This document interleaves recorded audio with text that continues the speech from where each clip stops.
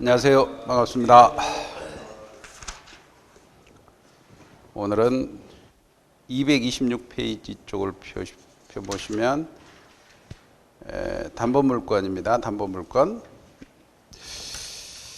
거기 담보물건을 배울 겁니다. 담보물건.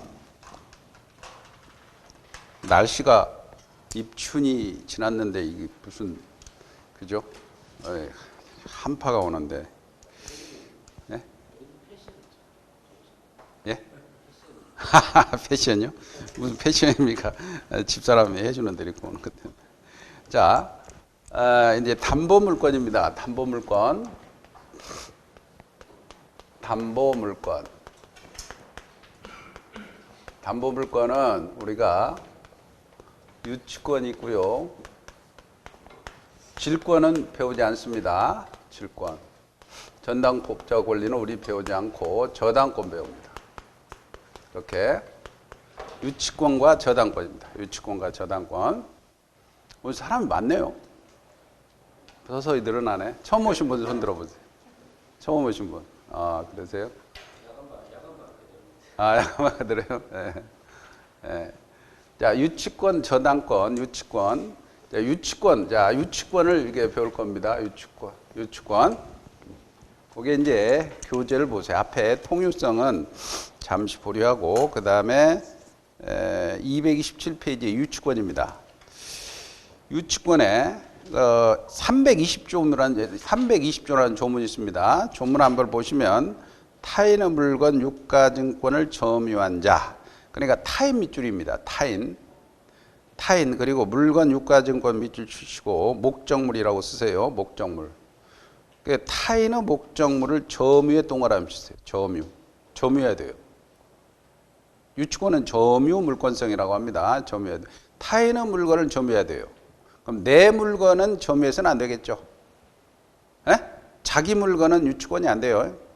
점유한 자는 그 물건 또는 유가증권에 관하여 생긴 채권의 동그라미 관하여 생긴 밑줄 치고 결련관계라고 쓰세요. 결련관계 이런 말을 씁니다. 관하여 생긴 채권. 그러면 목적물과 채권 사이에 결련관계가 있어야 돼요. 관하여, 그래서 결련관계, 그리고 채권의 동그라미 치고 앞에는 목적물이죠. 목적물과 채권 사이에 결련관계가 있어야 돼요. 그 다음에 변제기 밑줄입니다. 변제기. 지금 요건이 유치권이 성립하려면 타인의 목적물 점유해야 되고, 목적물과 채권 사이에 결련관계가 있어야 되고, 변제기가 있어야 되죠. 변제기가 있을 때 변제받을 때까지 유치 밑줄입니다. 유치라는 것은 반환 거부입니다. 반환 거부. 유치라는 것은 반환 거부입니다. 반환 거부. 그러니까 유치라는 것은 못 준다 이 말이에요. 못 준다.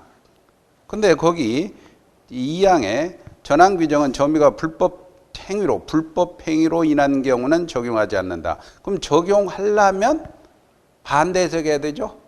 불법 행위가 아니어야 되죠. 점유가 불법 행위가 아니어야 됩니다. 불법 점유가 아니어야 된다는 거죠. 그리고 320조 옆에 위에다가 320조 유치권에 관한 규정은 그 옆에다가 의무규정이라고 써요. 의무규정이라는 것은 특이하게 배제할 수 있다는 규정입니다.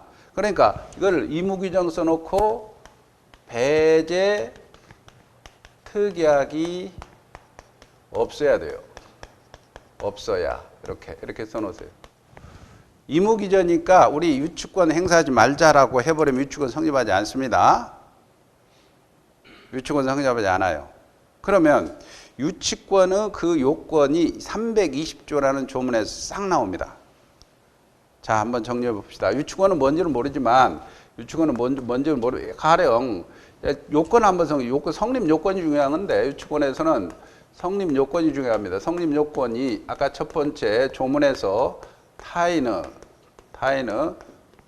물건 유가증권이 타인의 목적물일 것, 목적물. 이 목적물에는 타인의 물건 또는 유가증권 또는 유가증권일 것. 이렇게 했죠. 유가증권은 어음수표 같은 겁니다. 여러분 그냥 넘어야 되고 타인은 목적물이어야 됩니다. 그 다음에 두 번째 요건은 뭐냐면 두 번째 요건은 그 목적물과 채권 사이에 채권과 아까 채권이죠. 채권과 목적물 사이에 관하여 생긴 채권, 즉 결련 관계가 있을 것. 결련 관계. 관하여 생긴 채권이 있어야 결련 관계가 있어야 돼요. 결련 관계가 있을 것. 이 결련 관계에 관한 판례가 많습니다. 요게 왜 관하여 채권이냐 아니냐. 요게 이제 가장 중요한 논점이죠. 결련 관계가 있을 것. 세 번째는 요게 많고 세 번째는 변제기가 도래할 것. 변제기 도래입니다. 변제기 도래할 것. 네 번째는 불법 점유가 아니어야 돼요. 불법 점유가 아닐 것. 이렇게 그 조문에서 아닐 것. 다섯 번째는 이게 의무 규정이니까 해제 특약이 없을 것. 해제 특약이 없을 것. 요런 요건이 되면은 이게 유치권을 주장할 수 있고 반환 거부할 수 있다는 거죠. 그러면 이제 이게 이 점유가 있어야 된다면 점유는 불법 점유가 해야 되는데 이제 이거 봅시다.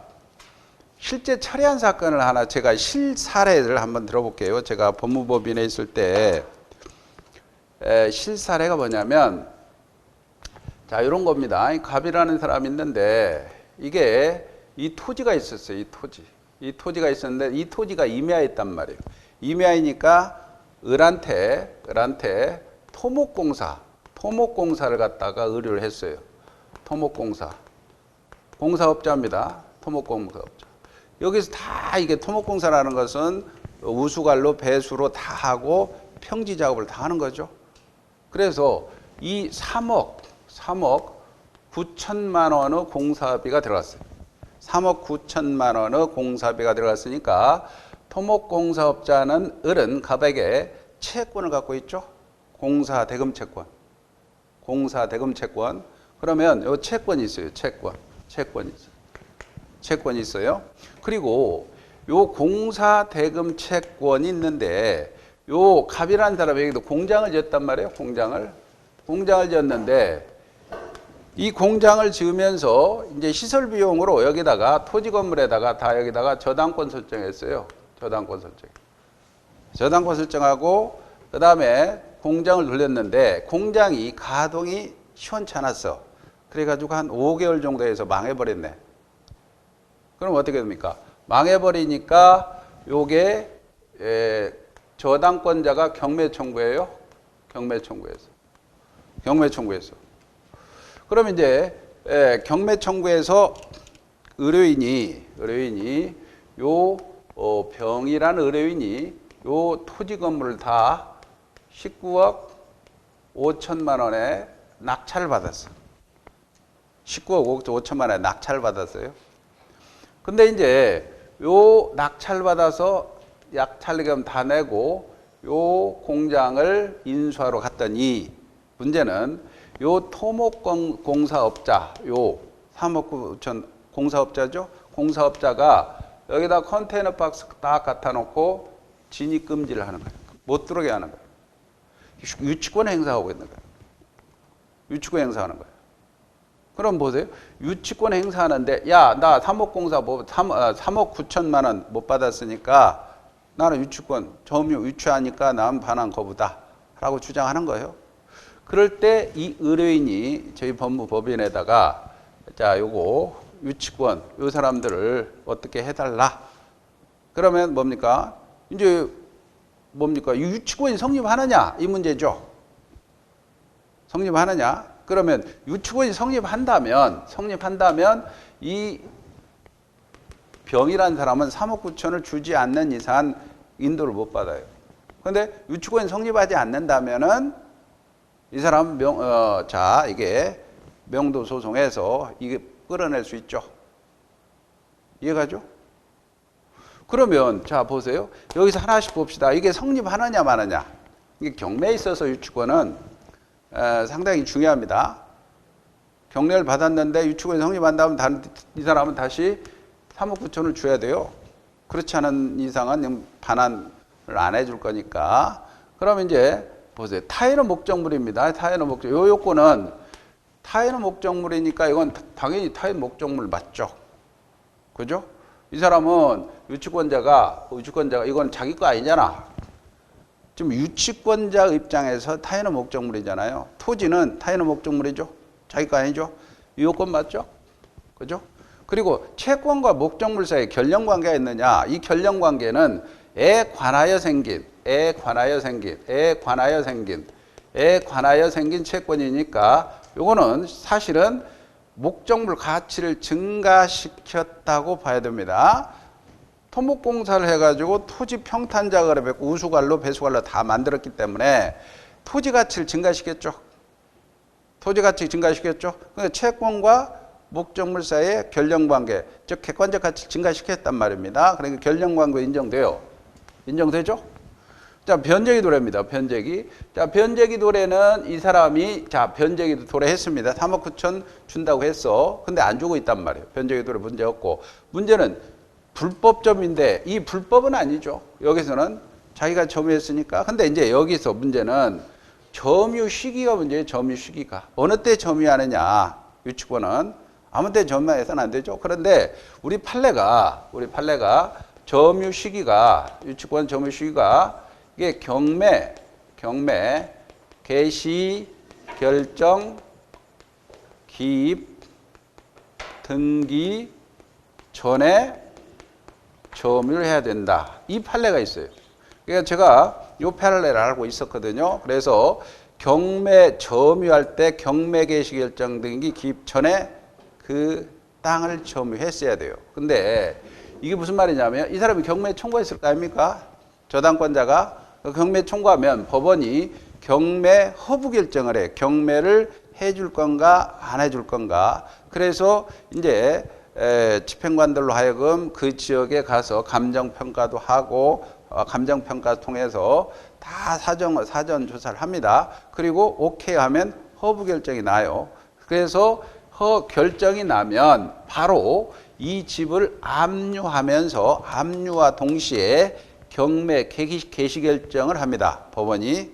그러면 경매 개시 결정을 등기소에 촉탁을 하면 일단 경매가 들어갔으니까 못 팔게 압류를 해야 돼요. 채무자가. 그래서 압류 및 경매 개시 결정이 등기소에 등기해달라라고 법원이 촉탁을 합니다. 그러면 등기가 돼요. 그러면 등기되기 전까지 점유를 해야 돼요.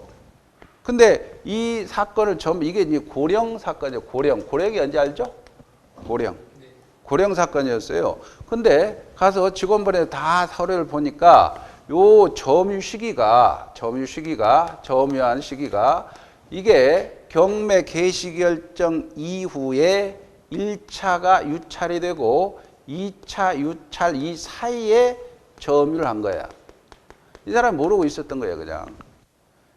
1차 유찰되고 결정은 여기서 났고 허브 결정이 났고 그 다음에 1차가 유찰이 되고 2차 유찰된 시점 그 사이에 아이고 이 사람이 늦게 알은 거야. 그래서 컨테이너 박스 하나 갖다 놓고 아저씨 하나 고용해서 지금 시키고 있는 거예요. 이해가죠? 그럼 몇 가지는 다 들어왔어요. 배제 특약도 없으니까 상관. 요게 딱 걸리는 거야. 이 판례에 걸리는 거야. 이 판례가. 그러면 이 사람은 어떻게 됩니까? 경매 개시 결정 전에 돼야 되는데 개시 결정하고 유찰이 되고 이때 점유했죠? 그럼 유치권 성립하지 않죠? 유치권 성립하지 않아. 유치권 성립 깨지는 거야. 그러면 그때 이제 우리 이제 그 친구가 변호사 검사 출신 변호사였는데 요 판례를 가지고 제가 요거 등기 전에 했으니까 요거는 그냥 소송거래도 안 되는 거예요. 소송거래는 안 되는데 워낙 액수가 크니까 이쪽도 변호사 선임했어요. 그래서 여기 서부지원, 대구 서부지원인가 거기서 이제 판사가 한번 변론기를 열었어. 그래서 일단 준비서면 내고 가서 갔더니 그쪽에 이제 판사가 여 판사가 물어보더래요. 언제 점유했어요? 논점은 점유가 어느 때냐, 그죠? 우리는 이 판례를 넣어서 집어넣어서 준비 서면 제출했고, 그러니까 이 변호사가 멍청하게 어느 때 점유했습니까? 라고 판사가 물어보니까 변호사도 이 판례를 몰랐는지 1차 유찰된 시점에 점유를 했습니다. 이 바보처럼 그렇게 대답한 거예요. 무슨 말인지 알죠? 그러니까 알았습니다. 그러고 바로 그냥 인도명령 나왔어요. 그래가지고 집행관 가서 다 처리했죠. 집행관 여기서 이 사람들 얼마나 안타깝죠. 3억 9천. 근데 죽는다 하고 거기다 난리라 하더라고. 경찰 부르고 하고 다 정리했다 하더라고. 실사 아니요? 그러면 이 사람 유치권 성립하지 않으니까 3억 9천을 아꼈죠. 유치권 성립한다면 3억 9천 주고 들어가야 되는데. 이해 가죠? 가죠? 경매에 있어서 사실은 유치권은 이게 경매에서 유치권은 상당히 그 경매 질서를 문란시킵니다. 왜냐하면 유치권 개나 가나 다 만들어놔. 사실은 경매 질서를 문란시켜요. 유치권자가. 근데 그 문란시키는 걸 잘 보면 옥석을 가리면 상당히 돈도 벌 수 있고 그렇습니다. 유치권과 법정이상권. 됐죠? 자, 여기 문제는 이제 요거 이런 것들을 여기에서 이제 결령 관계는 좀 이따 보면서 교과서를 봅시다. 자, 유치권이란 그 의의가 있습니다. 유치권이란 타인의 물건 또는 유가증권을 점유한 자가 점유한 자가 물건 유가증권에 관하여 생긴 채권이 변제기에 있는 경우는 지금 몇 페이지냐면 227페이지 맨 위에 유치권 의의를 봅니다. 물건 유가증권을 유찰 권리가 있다. 그리고 유치권은 인도거절권입니다. 못 준다. 물권이며 제3자에게도 주장할 수 있죠. 자, 유치권은 성립 요건입니다. 타인의 물건 유가증권을 점유한 자일 것. 근데 타인의 소유 부동산, 동산, 유가증권을 점유한 경우에 유치권이 성립하며 자기 소유 물건은 타인 것이 아니죠.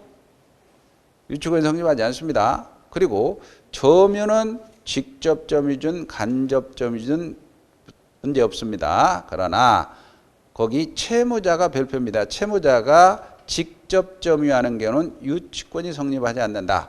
채무자가 직접 점유한다는 것은 지금 요 사람이 지금 공사대금 채무자죠. 갑이 돈 줘야 할 사람이죠. 근데 이 사람이 이 점유는 토목공사업자, 요 유치권자가 점유를 해야 되지. 그지? 이 사람이 점유하고 이 사람이 간접 점유한다. 그러면 안 된다는 거야. 채무자가 직접 점유하고 채권자가 간접 점유하는 식으로는 유치권 성립하지 않습니다. 왜? 유치권은 점유가 요소잖아. 채무자가 점유하고 그다음에 이 채권자가 간접 점유한다. 그러면 안 됩니다. 이거는. 자기가 직접 점유해야 돼요.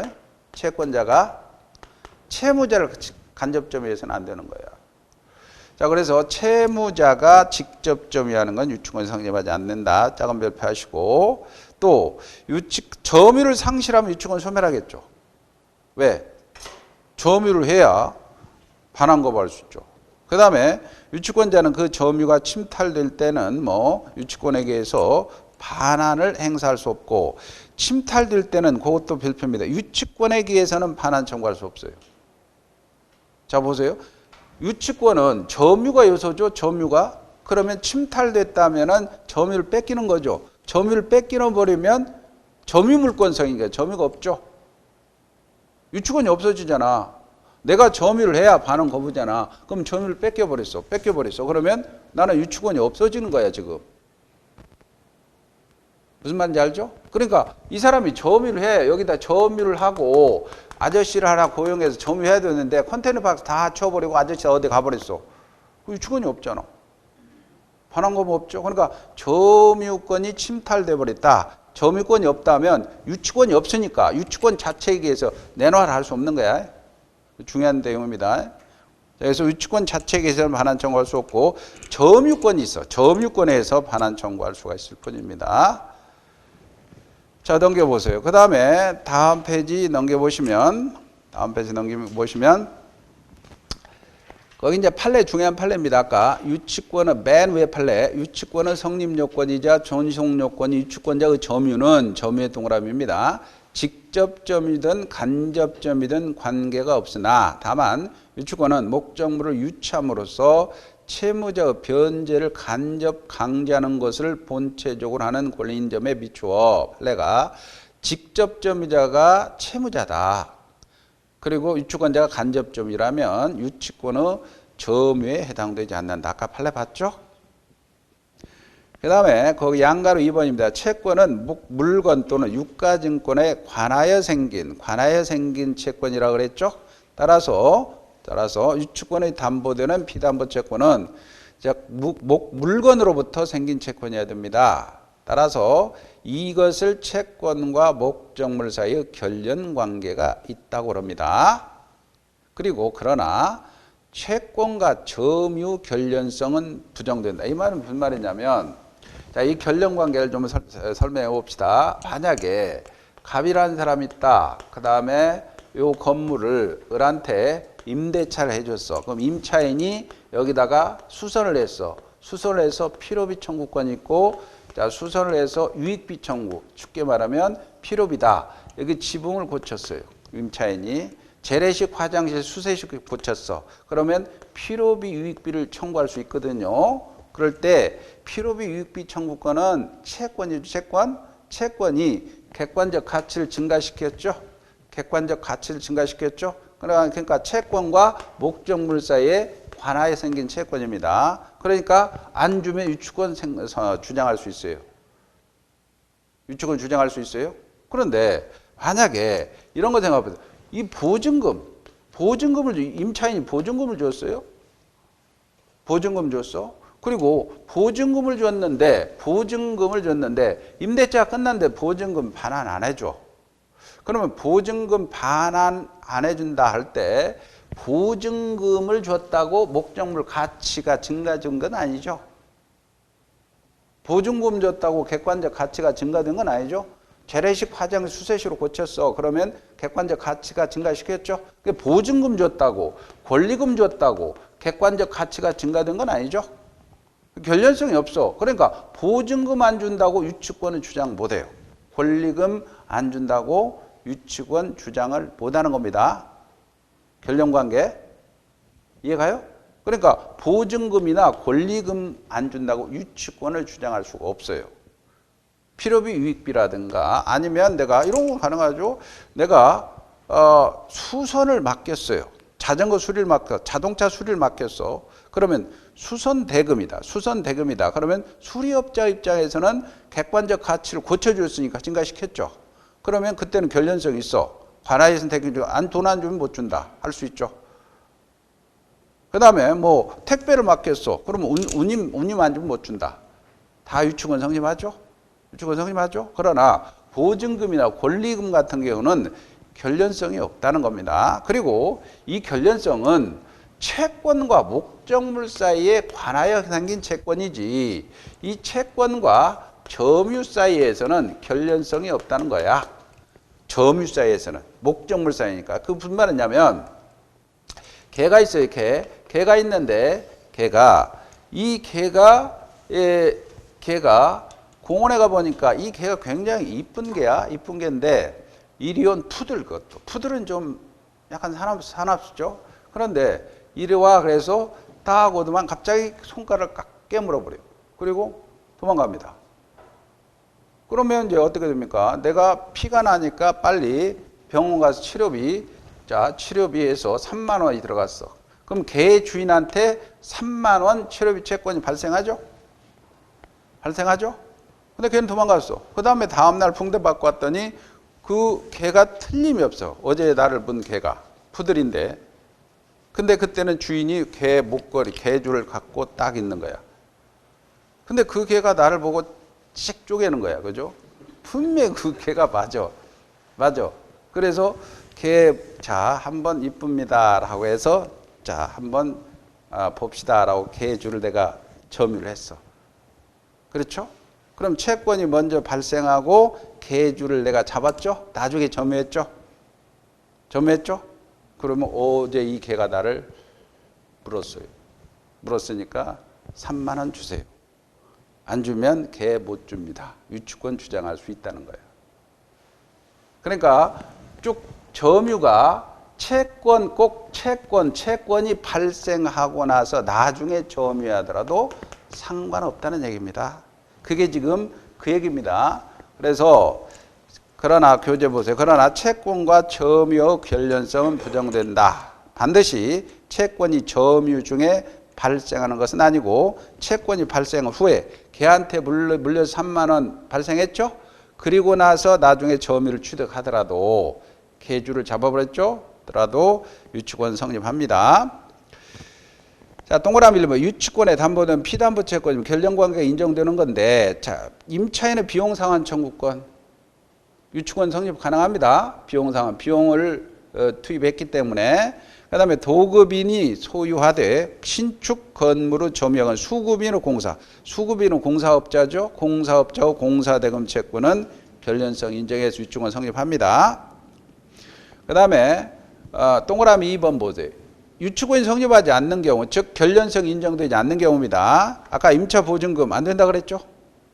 보증금 안 됩니다. 큰 글씨만 보시고. 그 다음에 니은 권리금도 결련성 인정 안 됩니다. 유치권 주장할 수 없어요. 그 다음에 이제 나머지 여러 가지 많이 있지만 거기 비읍 보세요. 비읍. 건축 자재 대금 채권. 자, 건축 자재 대금 채권. 자, 이건 뭐냐면 보세요. 만약에 이 사람이 이 시멘트를 갖다가 공사업자에게 대줘서 공사업자가 건물을 지었어. 근데 이 사람이 시멘트 값을 공사업자가 안 주는 거야. 안 주는 거야. 그러면 시멘트 값 안 주니까 나 그 건물을 점유하고 유치하려 한다. 이건 안 된다는 거야. 그럼 그냥 매매대금이야. 공사한테. 공사업자한테 재료 재줬어요. 재료를. 공사업자한테 시멘트를 재르고 그 다음에 이거 모래 같은 거 대줘서 건물을 지었잖아. 건물을 지었는데 그 사람이 공사업자가 대금을 안 준다고 그 목적물을 점유할 수 있는, 유치할 수 있는, 그건 안 된다는. 그냥 그거는 매매대금 채권이니까 매매대금으로 소송해야지. 그러면 공사업자가 건물 지어서 건물 주인한테는 내가 유치권 주장할 수 있는데 재료 된 사람이 유치권은 주장 안 된다는 거야. 자, 보세요. 거기 건축 기출 나왔습니다. 건축 자재 대금 채권은 매매 계약에 따른 매매대금 채권에 불과할 뿐 건물 자체에 관해 생긴 채권이라 할 수 없어요. 결정관계 없다는 얘기죠. 따라서 건축 자재를 매도한다는 그 자재로 건축물에 대해서 다시는 대금 채권을 담보하게 유치권 행사할 수 있다 없다? 없습니다. 그 다음에 시옷 같은 경우도 이제 보세요. 시옷 같은 경우도 보세요. 여기 변제기와 연결되는데 유익비의 경우는 그 금액이 너무 많으니까 3개월 말미를 좀 주세요라고 법원에 요청할 수 있어. 그러면 법원이 야 3개월 있다 주라. 그러면 이때는 필요비익비 안 주면 유치권 주장할 수 있는데 법원이 3개월 유예를 주었다는 것은 변제기가 3개월로 미뤄지는 거죠. 그러니까 유치권 성립할 수 없어요.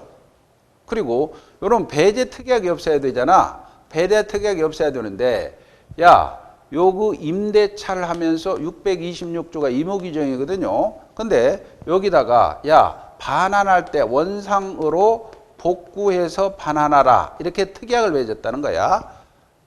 임대인이 임대차 계약 체결하면서 야, 임대차 계약 체결, 야, 반환할 때 원상 복구해서 반환하라 라고 특약을 맺은 것은 비용을 미리 포기한 걸로 봐버려요.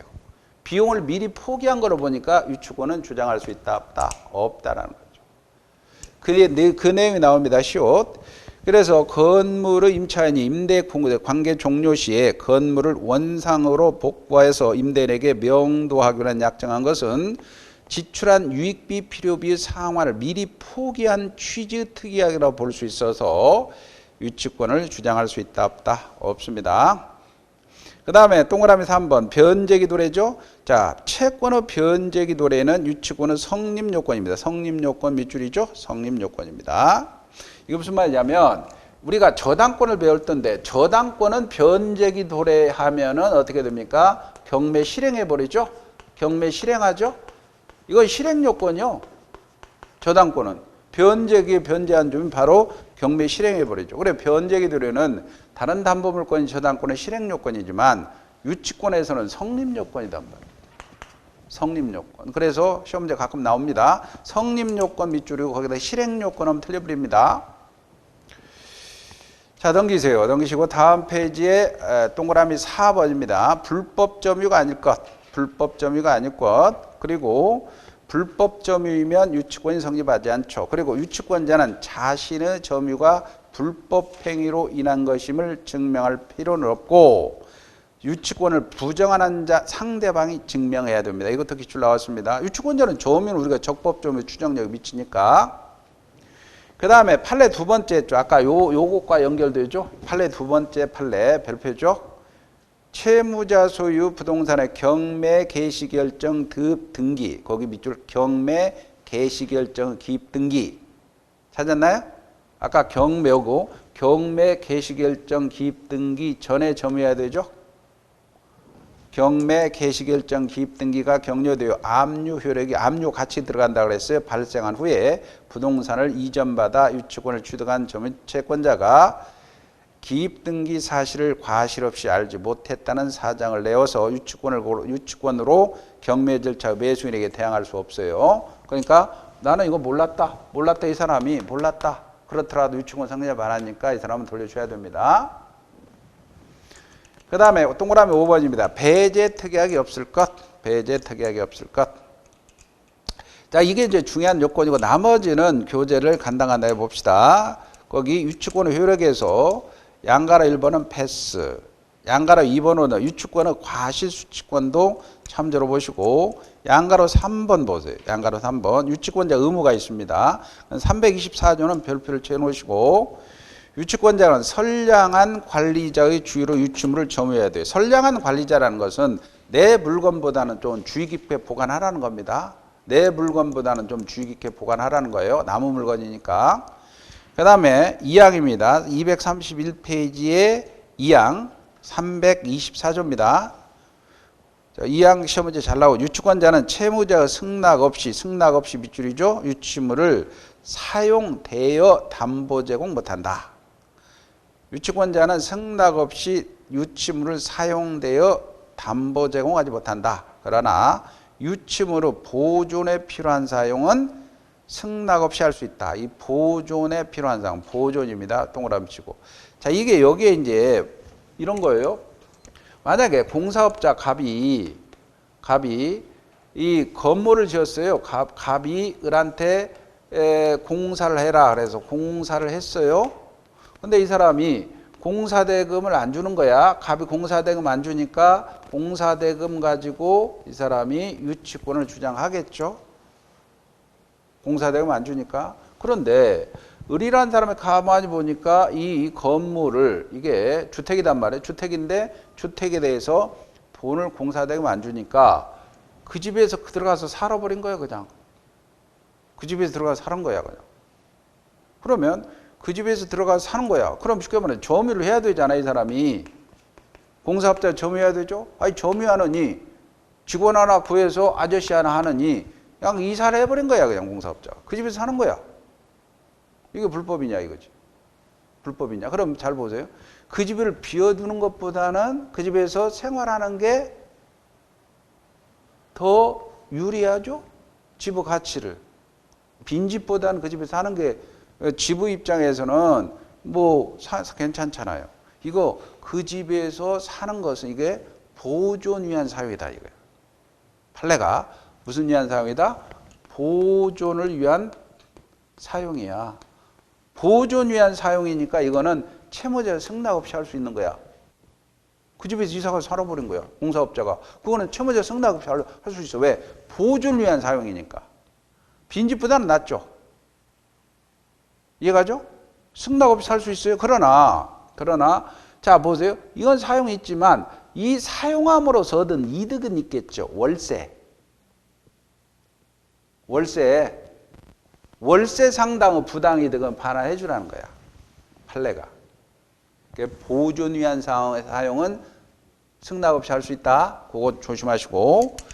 유치권자가 전항에 위반한 때는 유치권 소멸 청구할 수 있습니다. 자, 넘겨보세요. 넘겨보시고 다음 페이지에 그 다음에 거기 그 위에 판례 있죠? 판례 유치물을 보존행위라고 그랬죠? 자, 공사대금 채권에 기해서 유치권을 행사하는 자가 스스로 유치물을 주택에 거주해서 사용하는 것은 이해가죠? 특별한 사정이 없는 한 유치물을 주택의 보존에 도움이 되는 행위. 보존에 도움이 되죠? 아까 근거조문에 보존 위한 사용이라고 그랬어요. 그래서 보존에 필요한 사용에 해당한다 할 것이다. 그리고 유치권자가 유치물을 보존에 필요한 사용을 한 경우에 특별한 사정이 없는 한 상당한 이익, 차임의 상, 월세 상당의 이득은 반환할 의무가 있다 이 말이죠. 이해가죠? 그 다음에 양가로서 하면 유치권자도 비용 상환 청구할 수 있습니다. 동그라미 1번 유치권자는 필요비. 자, 이게 지붕이 유치하는 도중에 지붕이 고장났어. 그럼 지붕 고치죠. 필요비 상환 청구할 수 있어요. 유익비도 상환 청구할 수 있습니다. 동그라미 3번 필요비 유익비에 관해 유치권을 행사할 수도 있습니다. 그러나 유익비에 관해서 법원이 소유자의 청구에서 상당 기간을 허용받으면 변제기 도래 전이니까 유치권 행사할 수가 없습니다. 그 다음에 나머지는 이제 넘기세요. 너무 자세하니까 거기 234페이지를 보세요. Q 두 번째를 보고 넘어갑시다. Q 두 번째.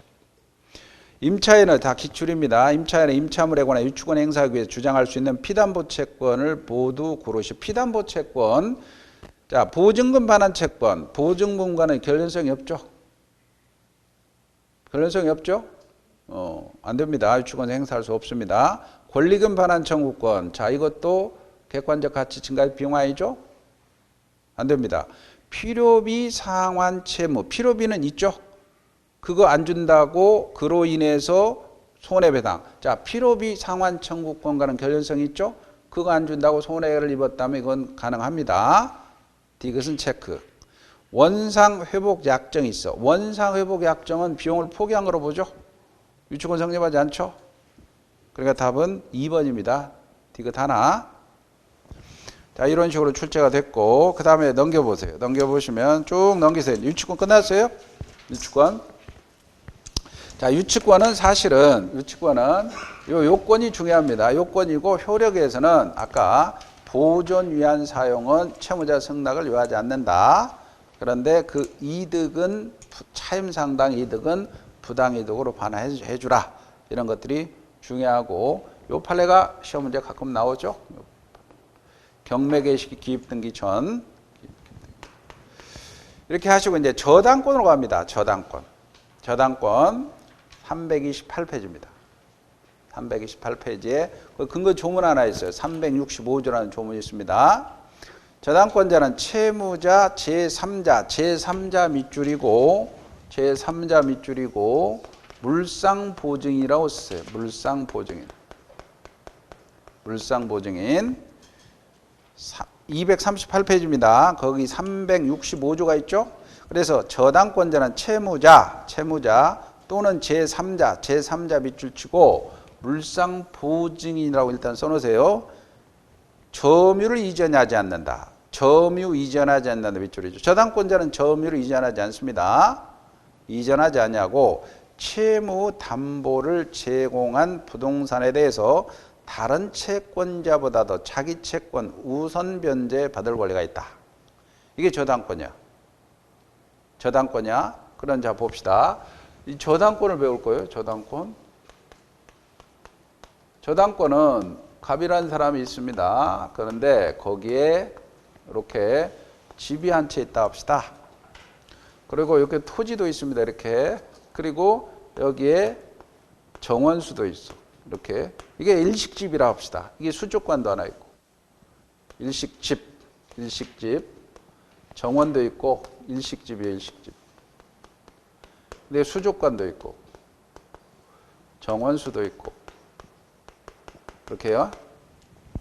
그러면 여기에 토지 건물 다 여기다 다 저당권 설정. 이게 저당권 설정이에요. 둘 다 저당권 설정이에요. 공동저당 설정인 거야. 그러면 이때 이게 채무자예요. 채무자. 그리고 은행이 채권자야. 근데 돈 1억을 구워줬다 합시다. 1억을 은행 입장에서는 채권을 갖고 있어요. 채권인데 지금 토지 건물을 담보로 잡았어요. 담보로 잡았어. 잡다는 게 잡을 피야. 피담보 채권이라고 그래요. 은행 입장에서. 그러니까 은행이 1억을 꿔주고 채권을 갖고 있는데 담보를 잡고 돈을 구워줬어. 그래서 담보를 잡고 채권 가지고 피담보 채권이라고 그래요. 그 다음에 채무자 입장에서 담보를 잡혔죠. 그러면 잡혔으니까 채무자 입장에서는 채무가 되는데 피담보 채무라고 그래요. 채무가 있는데 담보를 잡히고 구워줬으니까. 같은 말이에요. 채권자 입장에서는 피담보 채권이고 채무자 입장에서는 피담보 채무. 피는 여기 잡을 피야. 잡힐 피고. 뱅글 아닙니다. 알고? 피담보 채권이라고 그래. 아셨죠? 그러면 은행은 이 사람이 저당권자야. 은행은 저당권자. 채무자가 자기 집주인이겠죠? 원래 집주인이 저당권 설정자야. 저당권 설정자. 그런데 이런 걸 좀 생각해 봅시다. 그러니까 채무자가 일반적으로 설정자죠. 자기 집을 잡히는 사람. 그 다음에 돈 구워준 사람이 저당권자죠. 그죠? 이해가죠? 그러면 채무자가 남편이야. 집주인 땅 주인이 와이프야. 집주인 땅 주인이 와이프야. 그럴 수 있잖아. 남편이 사업을 하는데 토지 건물은 다 와이프로 돌려놨단 말이에요. 그러면 이 사람이 제3자야. 와이프가 제3자. 와이프 제3자. 그러면 채무자는 남편이지만 설정해주는 사람은 어떻게 됩니까? 와이프죠. 제3자죠. 그럼 이때는 설정자가 제3자야. 그죠? 그럼 이 사람들이 물상보증이란 말이야. 물상보증이라고 써놨죠? 이 물상보증은 와이프는 채무는 없어요. 채무자가 남편이 채무니까. 그죠? 근데 책임을 져야 돼요. 채무는 없어. 돈 꾼 거 아니잖아. 채무자가. 집만 제공했죠? 은행한테. 그래 채무는 없는데 책임을 져야 돼요. 이게 물상보증이지. 돈 못 쓰고 집 날리는 사람. 집 날리는 사람이죠. 여자든 남자든 돈이 많으면 그죠? 옆에서 그죠? 사기꾼이 들어오죠. 사업을 한다. 담보 좀 제공해달라. 당연하죠? 근데 담보 제공했다. 그러면 사업 망하면 돈 못 갚으면 집 날리는 거지. 이게 물상보증이에요. 아셨죠? 그러니까 여기에서 자 봅시다. 설정자는 채무자가 원칙이지만 설정자가 제3자가 될 수도 있죠. 그렇잖아. 이 사람들은 물상보증이라고 그래요. 물상보증. 그러니까 설정자는 채무자도 되고 제3자도 됩니다. 한 시간 끝났네요. 좀 쉬었다 할까요?